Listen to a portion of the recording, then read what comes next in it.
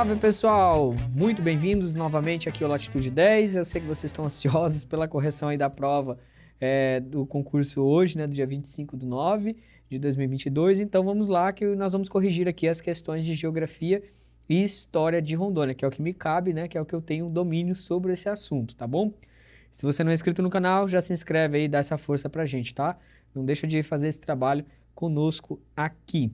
Vamos lá então, vamos ver aqui a questão 1, tá? Essa é a prova do cargo de delegado, tá, gente? Que eu tive acesso, que um de vocês me enviou a prova, então é por isso que eu tenho acesso. Então vocês vão ver alguns rabiscados, mas é para ser mais ágil, né, do que esperar a prova sair em PDF lá pela banca. Vamos lá.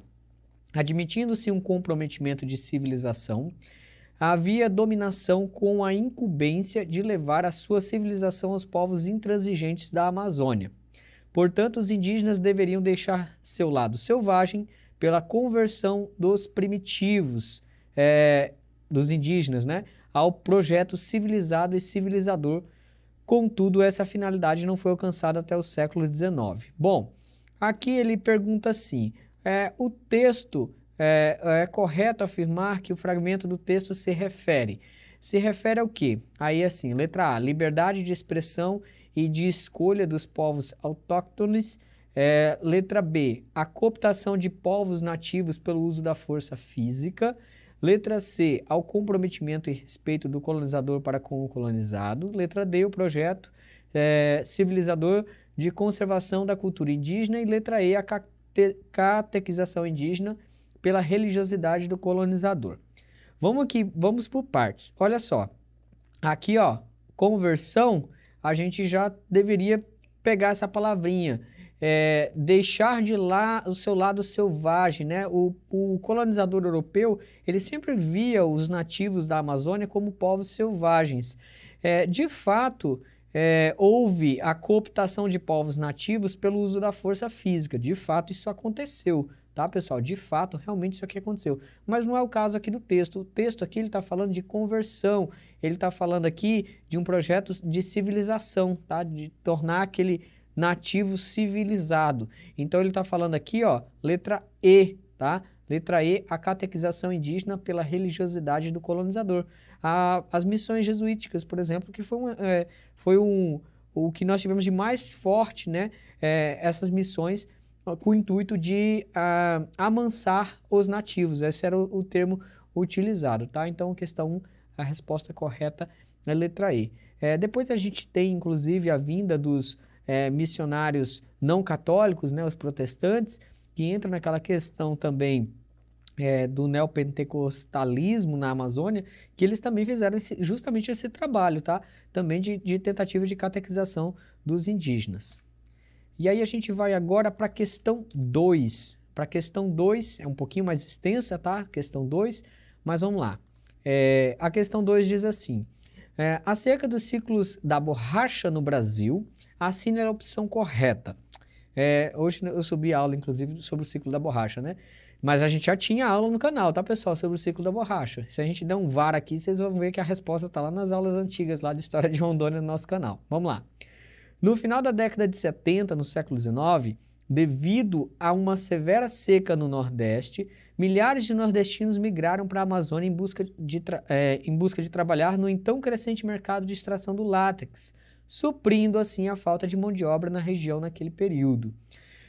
Aí a letra B, o crescimento econômico na região amazônica durante as décadas iniciais do século XIX foi responsável devido à importação foi possível devido à importação da seringueira. A gente já sabe que não, né? Não foi importado seringueira, a gente exportava o látex. A seringueira é uma árvore nativa da Amazônia. Letra C, que essa aqui acho que pegou uma galera, tá? Após a Segunda Guerra Mundial, devido ao bloqueio do acesso americano ao suprimento de borracha a partir da Ásia, o governo brasileiro e os estadunidenses fomentaram fortemente a produção da borracha na Amazônia, que consequentemente fez o Brasil alcançar seu auge na exportação da borracha amazônica. Ok, pessoal, de fato tudo isso aconteceu, mas não foi após, tá? não foi após a Segunda Guerra Mundial, foi durante a Segunda Guerra Mundial, entre 1942 e 1945, que nós temos ali os tratados e acordos de Washington, tá? Que foram assinados entre o Brasil e os Estados Unidos, e o Brasil forneceu matéria-prima e mão de obra, enquanto os Estados Unidos ofereceu recursos financeiros, vultuosos recursos financeiros, para que o Brasil reativasse os seringais da Amazônia. Letra D. O Brasil, desde o início do século XIX, mantém supremacia no comércio internacional da borracha, o que ainda é determinante para a economia do país. Não é determinante para a nossa economia hoje ela é muito mais diferente, né? Muito mais dinâmica do que naquela época. A gente não depende apenas de um produto, né? De um tipo de produto.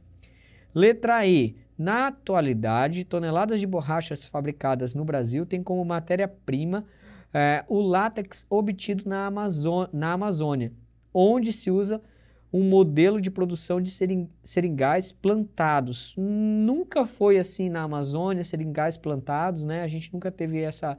Tem até seringais plantados sim na Amazônia, né? Depois de um certo período, mas não é a maioria. Então, a resposta correta aqui, ó, letra A, tá, gente? A letra A, a resposta correta.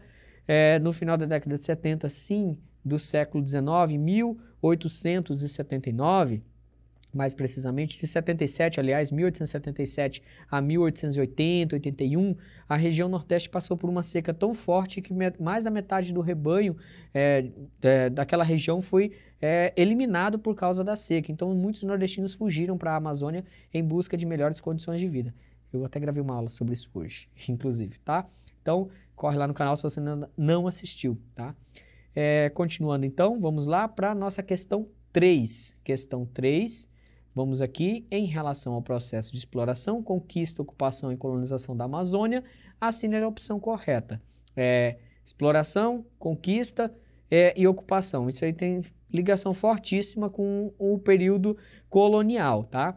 As chamadas drogas do sertão, descobertas e utilizadas pelos povos indígenas americanos, tiveram papel fundamental na formação da fronteira trinacional entre Brasil, Bolívia e Peru. Não. Essa fronteira Brasil, Bolívia e Peru, ela foi organizada, ela foi acordada por meio de tratados, Tratado de Madrid, de Ayacucho, vários tratados entre Portugal e Espanha primeiramente, e depois entre o Brasil e esses países, depois já quando o Brasil já era império ou república, tá, gente? Então, não. Letra B. Os relatos iniciais dos colonizadores, datados do século XVI e XVII, narram, sobretudo, as ambiciosas e perigosas incursões terrestres pela floresta amazônica. A gente já sabe que quando a gente começa a estudar a história da Amazônia, a gente vai lá em Pinzón, González Pizarro, né? O Francisco de Orellana. A gente vai passando por vários navegadores. A gente não passa por ninguém que faça, né, nesse período ali, século XVI, a gente não passa por ninguém que faça essas expedições a pé, por incursão terrestre, já que é uma floresta tropical, equatorial, densa, latifoliada, fechada. Então era praticamente impossível. Os ataques de indígenas também atrapalhavam muito qualquer incursão terrestre. Então a letra B está errada, tá? Letra C. Não existem registros históricos de confronto entre índios e seringueiros. Olha, existem sim confrontos, inclusive Rondônia foi palco de muitos deles, principalmente no período ali antecessor à construção da Estrada de Ferro Madeira-Mamoré, durante a Estrada de Ferro Madeira-Mamoré, após a Estrada de Ferro Madeira-Mamoré. Então a gente tem todos esses registros dessa relação entre indígenas e seringueiros, tá? Tem um documentário muito legal, na trilha do Zuruê-Uauau, que mostra inclusive um ex-indígena, um ex-garimpeiro, desculpa, que sequestrou uma índia, né, e casou com ela, né, ele forçou ela a se casar. Então isso era muito comum naquela época, esse raptar crianças, né, os seringueiros que viviam sozinhos no meio do mato, raptavam as crianças indígenas e tornavam as suas esposas. Isso acontecia muito, tá, gente? Letra D. A área do Beni foi grande produtora de borracha no século XIX, quando esse ciclo econômico explorou a mão de obra indígena e abriu rota fluvial. Entretanto, a exploração econômica e a expropriação das terras indígenas tornaram grande parte da população nativa socialmente vulnerável. Então, gente, eu gravei uma aula semana passada falando isso aqui, ó, que é justamente a expropriação indígena na área do Beni, que é um departamento da Bolívia, onde nós temos ali o rio Beni, que é formador do rio Madeira, junto com o rio Mamoré, e que a gente discutiu bastante essa questão da vulnerabilidade indígena, de como eles foram perdendo o território, foram forçados ao trabalho, migravam para os seringais no rio Madeira, então inaugurou ali uma rota fluvial importante. A gente falou, bate bastante nessa tecla aí da expropriação indígena na área do Beni, e caiu essa questão na prova. Isso é bem legal, porque a gente, né, foi em cima do que a banca cobrou. E a letra E, só para desencargo de consciência, né? A colonização e expropriação de terras dos autóctones na ocupação portuguesa foram bem diferentes daquelas da ocupação espanhola, dada a predominância do relevo e da hidrografia da Cordilheira Andina no lado brasileiro. Bom, nosso relevo não tem Cordilheira Andina, nós não somos um dos países andinos aqui na América do Sul, né? A Bolívia sim que é, o Peru é, a Argentina, o Chile, esses sim tem Cordilheira Andina, não é o caso do Brasil. Nosso relevo aqui ele é um relevo desgastado, antigo, né? As nossas formações de relevo são muito antigas, então não é a letra E, tá? A aula de relevo já tem aqui no canal também, a gente tem acho que 2 ou 3 aulas falando disso aqui, ok? Então vamos lá. Questão, deixa eu só voltar, né? Que eu esqueci de falar qual que é, eu já falei, né? Questão correta, então a letra D, tá, gente? A letra D na questão 3 aí, tá? A alternativa correta, aliás, não questão. Vamos lá. Questão 4, no que se refere à agropecuária em Rondônia, tema bem atual, né? No que se refere à agropecuária em Rondônia, assina a opção correta. Letra A. O Arco do Desmatamento constitui um perímetro destinado pelo governo do estado às atividades do agronegócio. Quem assistiu nossas aulas sobre vegetação, o Arco do Desmatamento não é isso não. O Arco do Desmatamento é uma área que vem sofrendo desmate, geralmente ilegal, dentro da Amazônia, nos estados do Pará, Amazonas, Rondônia, Acre, Mato Grosso, tá? Principalmente esses estados. É uma área de grilagem de terras, de invasão de territórios indígenas, etc., para desmate e abertura de novas áreas de cultivo. Isso aqui não tem nada a ver com atividades do governo, né? O governo não fomenta esse tipo de situação. Letra B. Empresas do agronegócio controlam a produção de soja no estado. Vamos ver se essa está correta. C. Em Rondônia, nos últimos anos, tem sido intensificado o cultivo de feijão, por ser altamente rentável. Bom, a gente já sabe que isso não acontece, né? O feijão não é um cultivo muito comum no nosso estado. O cultivo mais comum no nosso estado de grãos é a soja, o café, o milho, principalmente esses, tá? Letra D. A agricultura familiar no estado limita-se à produção de hortaliças para abastecimento de pequenos bairros.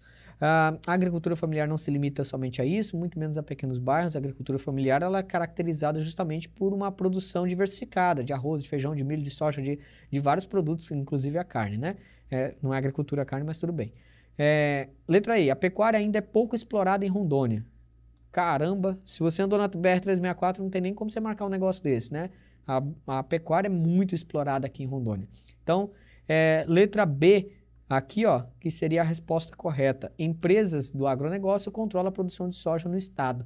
De fato, verdadeiramente, se você for nos municípios do centro-sul do estado de Rondônia, do Cone Sul do estado de Rondônia, na porção um pouco mais central, você vai verificar algumas empresas, que a gente não vai falar o nome delas aqui porque elas não patrocinam a gente, vocês vão verificar algumas empresas e essas empresas estão diretamente ligadas com a produção de soja no nosso estado. Elas estão diretamente ligadas com essa produção, com essa monocultura da soja, tá bom?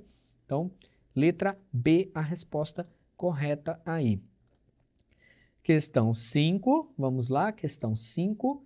Considerando a hidrografia do estado de Rondônia, olha, a gente já tem vídeo aqui no canal, aliás, acho que tem uns 3.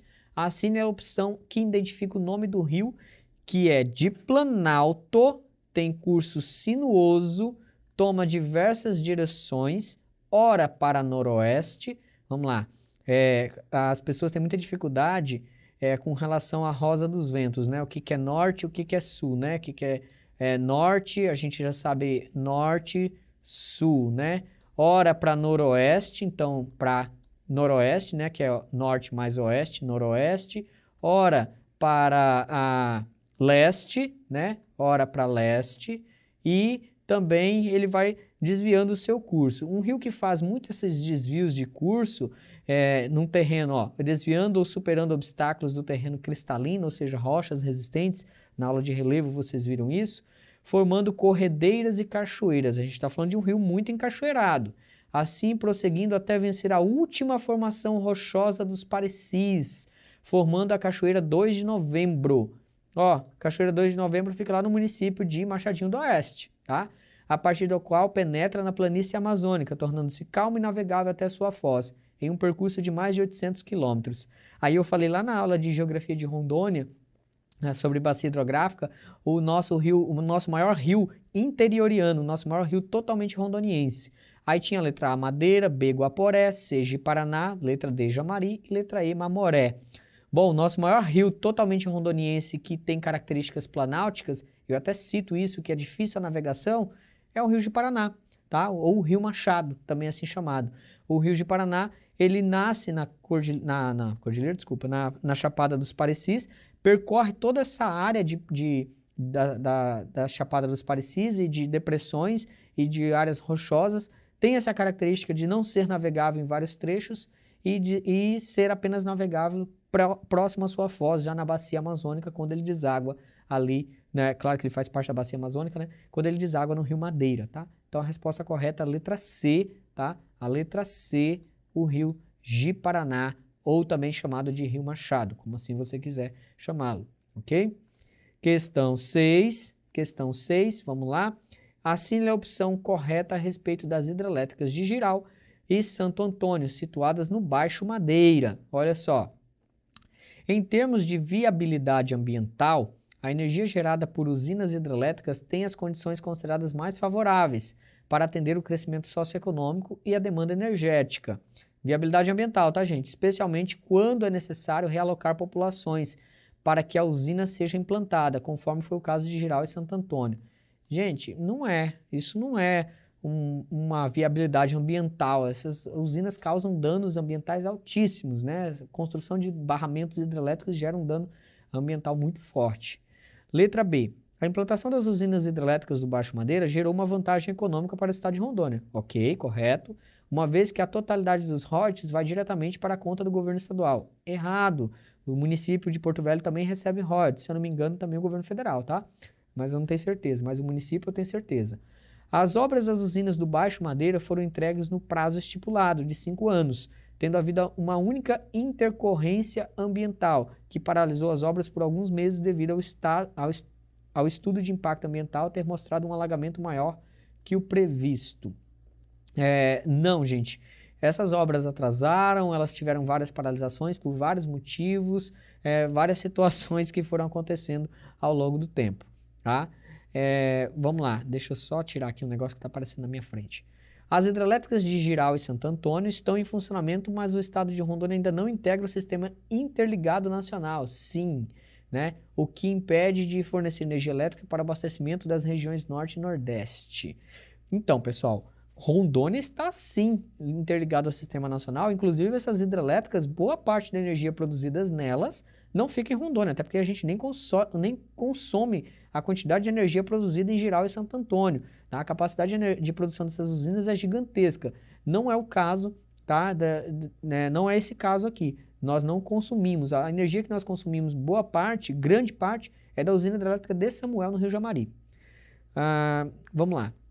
E letra E, a implantação das usinas de Jirau e Santo Antônio gerou um impacto ambiental maior que o previsto no licenciamento ambiental das obras, tendo sido alagada uma área mais extensa do que, eu não consigo ler aqui, do que o que afetou diretamente a vegetação nativa, do que o definido, né, no projeto e afetou diretamente a vegetação nativa. Então, pessoal, sim, isso aqui realmente aconteceu, houve um erro, como sempre há, tá? Construção de barramentos hidrelétricos acaba tendo esses problemas, porque eles, de fato, acabam planejando uma coisa e acontece outra, e foi o caso. E depois que essas usinas ficaram prontas, relativamente prontas, eles aumentaram, então, a capacidade de geração, colocando mais turbinas, no caso de Santo Antônio. Isso fez com que aumentasse também o nível, tá? O nível do lago, da área inundada, no projeto final, tá bom? Então, houve aí mudanças também no projeto ao longo do tempo.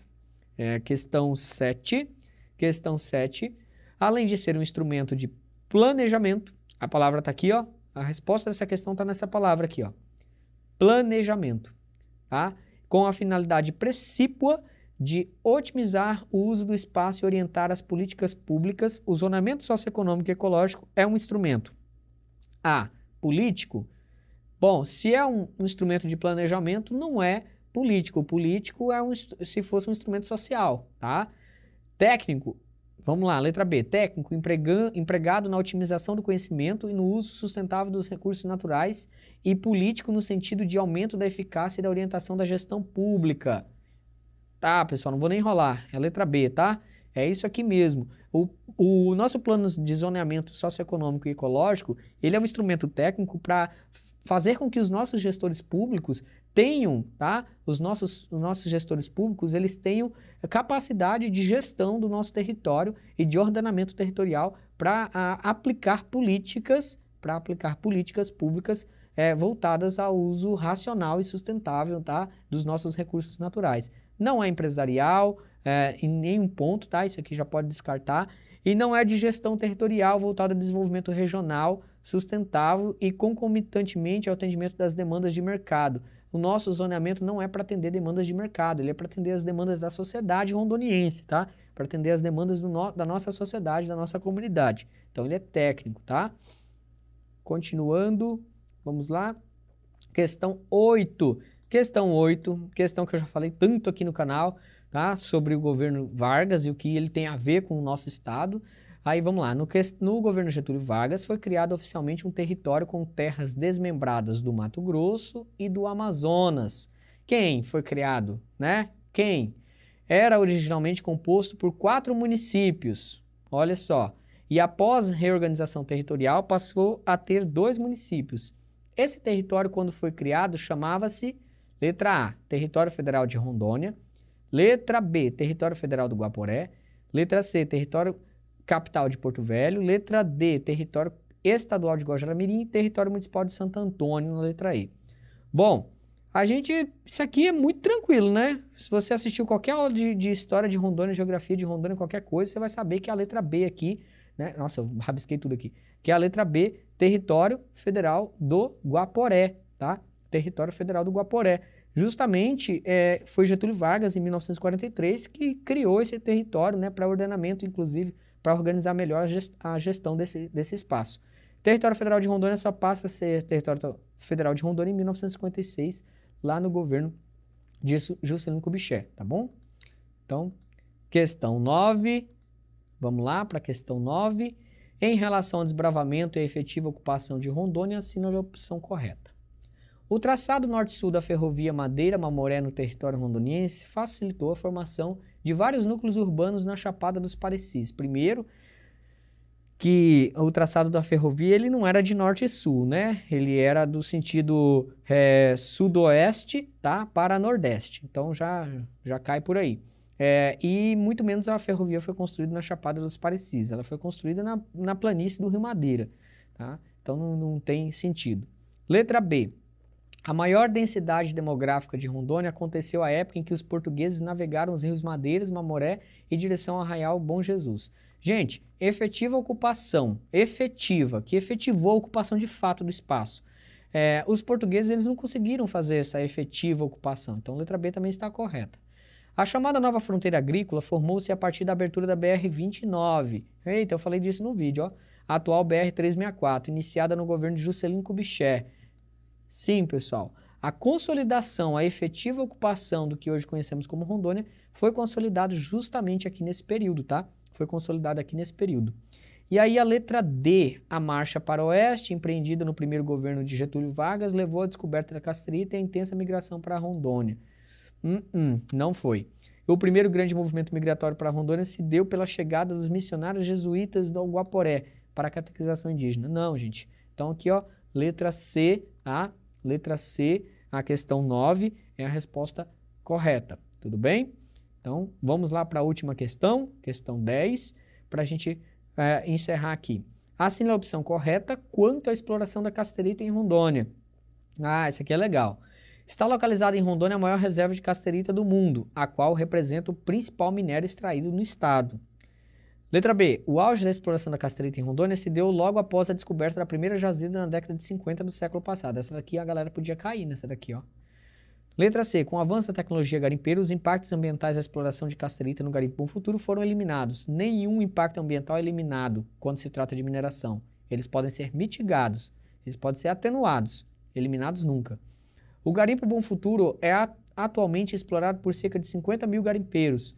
Não, isso aconteceu no passado, não agora. Agora é uma empresa que faz essa extração, tá? Algumas empresas. Letra E, desmoronamentos de terra são inerentes à extração mineral, mas historicamente o garimpo Bom Futuro nunca apresentou tal acidente natural. Quem é de Rondônia, quem é mais antigo, sabe que o garimpo Bom Futuro, muita gente ficou soterrada em barrancos, muita gente morreu, né? E atualmente ainda acontece acidentes no garimpo Bom Futuro por causa de desbarrancamento, né?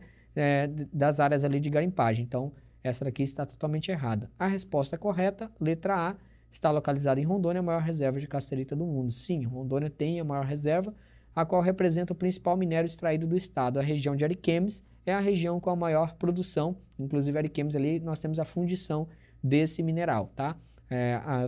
Formando então o estanho, a casterita, né, que é o mineral que nós temos ali, a extração desse mineral para fazer o estanho, tá? Depois de processado. Bom, pessoal, nossa correção está pronta, espero que vocês tenham ido bem aí na prova. As questões, achei uma ou outra aí um pouco chata, umas questões um pouco mais... Não é a característica dessa banca, umas questões assim muito densas, mas dessa vez ela fez, então vamos ficar atentos aí quem vai fazer a prova dia 9. Dia 9 ou dia 8? Agora eu tô perdido, porque hoje eu já gravei 3 aulas, então eu já tô bem perdido. Então vamos ficar bem atentos, né, que a banca foi um pouquinho mais criteriosa nessa prova, tá bom? Espero que vocês tenham gostado desse vídeo e se inscrevam no canal, e se ficou alguma dúvida, deixa aqui nos comentários que eu vou tentar responder todo mundo. Eu sempre respondo todo mundo, tá bom? Até mais, tchau, tchau.